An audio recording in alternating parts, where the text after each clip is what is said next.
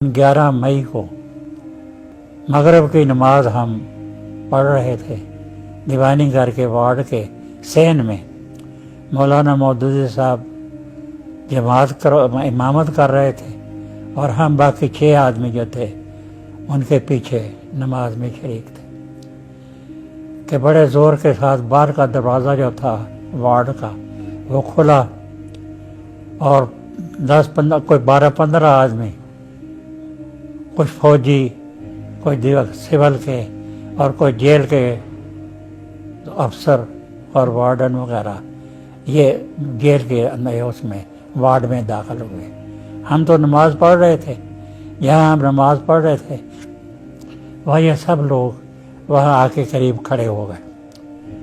جب ہم نے نماز مکمل کی اور سلام پھیرا مولانا نے، ہم اٹھ کے کھڑے ہو گئے۔ مولانا نے فرمایا کیا مسئلہ ہے فرمائیں۔ انہوں نے کہا کہ آپ اپنی نماز مکمل کر لیں۔ چنانچہ ہم نے سنتیں اور نفل وغیرہ پڑھ لیے۔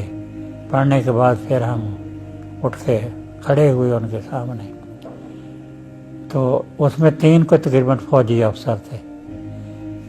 وہی فوجی افسر تھے جن میں مولانا مودودی کے اوپر عدالت میں سماعت کی تھی۔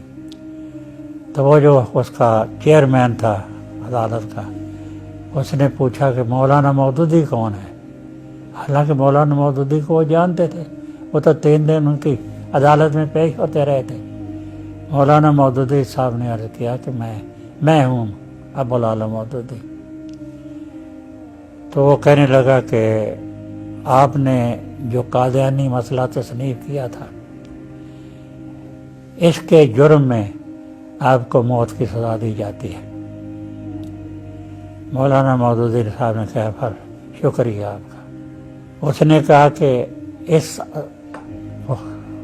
فیصلے کے خلاف کوئی اپیل کا آپ کو حق حاصل نہیں ہے، البتہ آپ گورنر جنرل سے رحم کی اپیل کر سکتے ہیں۔ مولانا مودودی نے فوراً جواب دیا کہ مجھے کسی سے رحم کی اپیل کرنے کی نہ ضرورت ہے، نہ میں کوئی کسی کے رحم کی اپیل کروں گا۔ موت کے فیصلے زمین پر نہیں ہوتے ہیں، موت کے فیصلے آسمان پر ہوتے ہیں۔ اگر آسمان پر میری موت کا فیصلہ ہو گیا ہے تو دنیا کی کوئی طاقت مجھے موت سے نہیں بچا سکتی، اور اگر وہاں میری موت کا فیصلہ نہیں ہوا ہے تو آپ لوگ الٹے بھی لٹک جائیں، میرا بال بھی بیکا نہیں کر سکتے۔